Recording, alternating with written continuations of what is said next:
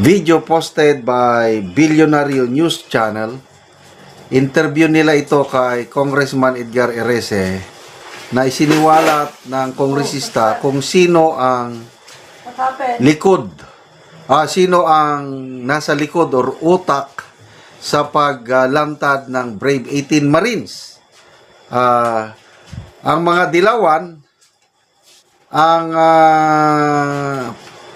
duda nila o ang pinaparatangan ay ang mga Duterte ang nasa likod. Kailang iba ang pananaw ni Congressman Erese. Sabi niya, Saldico ang nasa likod nito. Ang title dito is Erese claims Saldico using ex-soldiers as leverage against government. Pakinggan natin siya. Is trying to get a leverage in this government. Kasi dahan-dahan yung kanyang pagsasabi ng mga detalye. So, parang message, pagka diniin nyo ako, ay lalabas ko lahat to. At alam naman natin na si Congressman Saldico ay kanang kamay ni Speaker Martin Romualdez. So parang, pabayaan nyo ako dito, tahimik ako dito sa Portugal, pagka ako extradite nyo, ilalabas ko lahat to.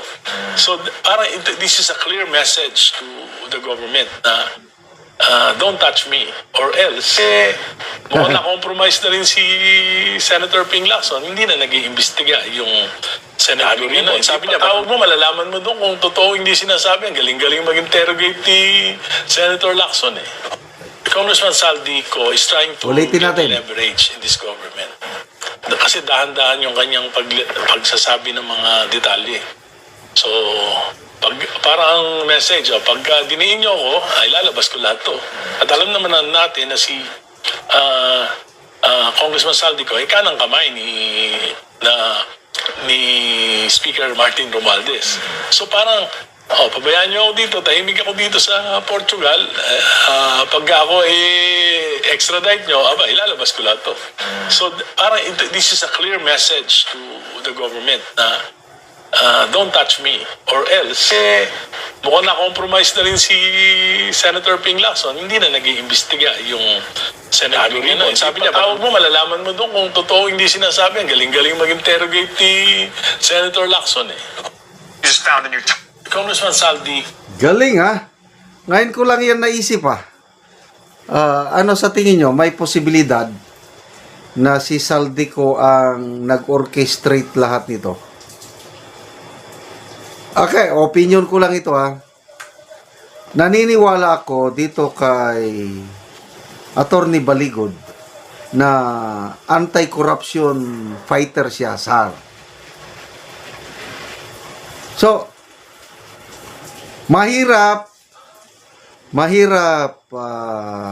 hikayatin yung 18.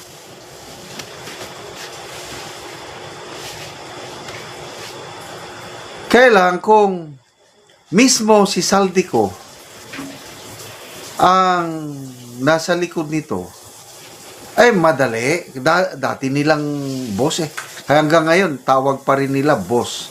May nagtrabaho, sabi ni Atty. Baligod yung pinakamatagal 9 years na nagtrabaho kay Saldico. Matagal yon. May iba, 7 years, 5 years, 3 years, 2 years. Ganon.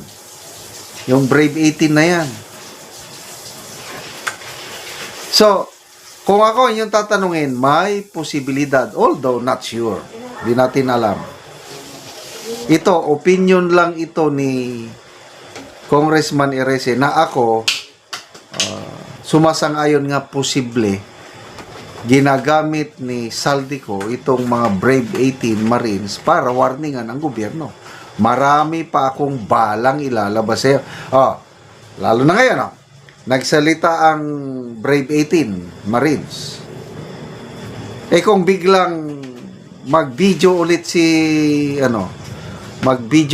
Saldico, sabi niya, lahat ng sinasabi ng 18 Marines, totoo yan. Di, patay sila. So, kaya ngayon, tahimik na si sino bang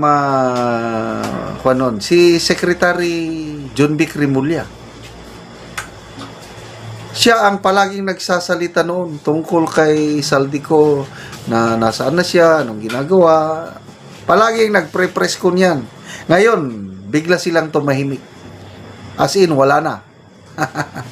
si Pangulong Marcos, nung in-interview siya, nung nasa New York siya, nagkautal-utal sa pagsagot na, hindi, mahirapan tayong makuha si Saldico dahil we need the cooperation of Portugal. Ganon. So, ano na talaga, to me sariling observation ko lang ito. Lumalabas na nagiging inutil na ang administrasyong ito sa pagpauwi o pag-extradite, pagpakulong kay Saldico. Wala na. Nagkasya na sila o kontento na sila nga ang napakulong lang nila si ex-senator Ramon Revilla. Yun lang. Wala na iba. Maliban lang kay sino to? Sara Diskaya. At iba pang mga maliliit na isda, taga DPWH. Yun lang. Kaya, grabing ano nitong Saldico. Kanina, nag-trial na doon sa Sandigan Bayan, napanood ko yung balita na itong si ex-DPWH Yusek Bernardo nagtistigo doon. Sinasabi niya na nakatanggap siya ng suhol galing kay Saldico sa mga maanumalyang flood control projects. Kaya talagang isa sa mga utak si Saldico. So clear about that. No question about that.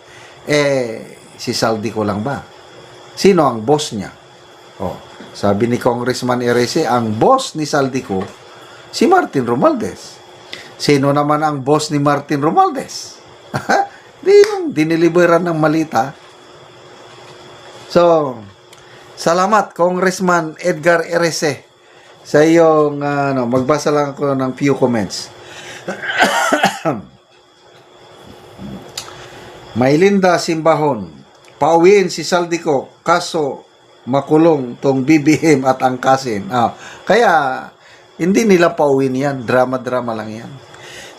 Nagkagulo na ang fuel subsidy distribution sa Caloocan. Hindi naging maayos ang kanilang pamamalakad. Nahihirapan na mga rider at driver na maaksyonan po ito. Kaya dito, klarong-klaro, ang mga drivers, riders, sumisigaw, Duterte! Duterte! Grabe. Ito.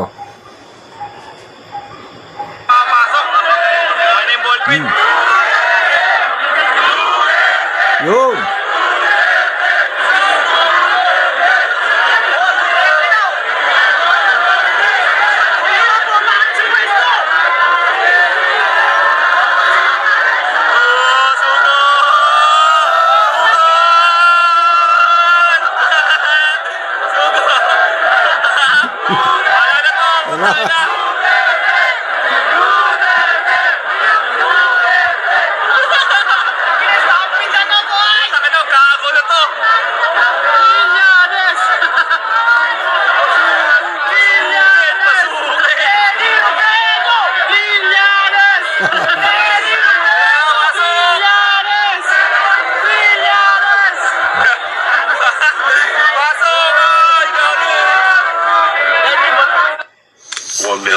Isa pa.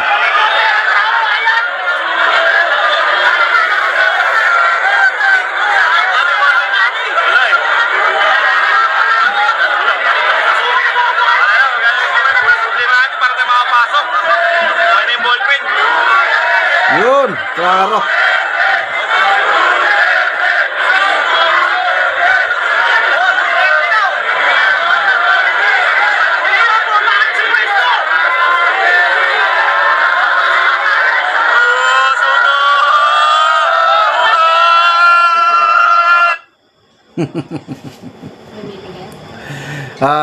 Kahapon, I think sa Quezon City, mga tricycle drivers naman nagreklamo mayroong naipublish na pangalan nila. Nung nagpunta na doon, biglang nawalang mga pangalan.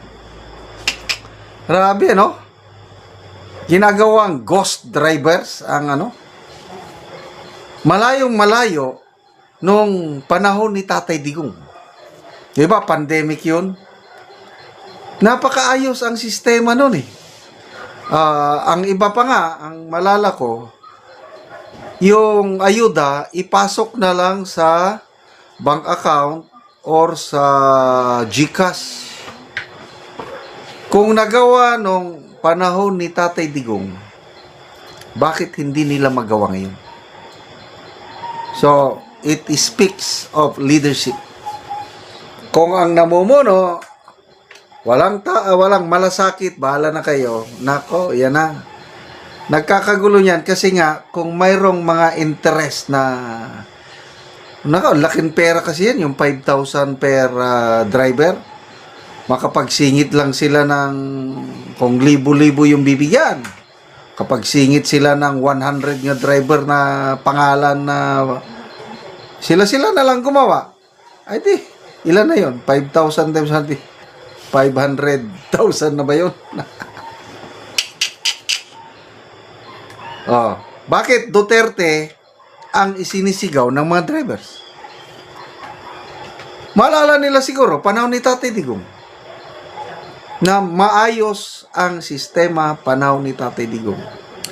Maalala nila nung pandemic na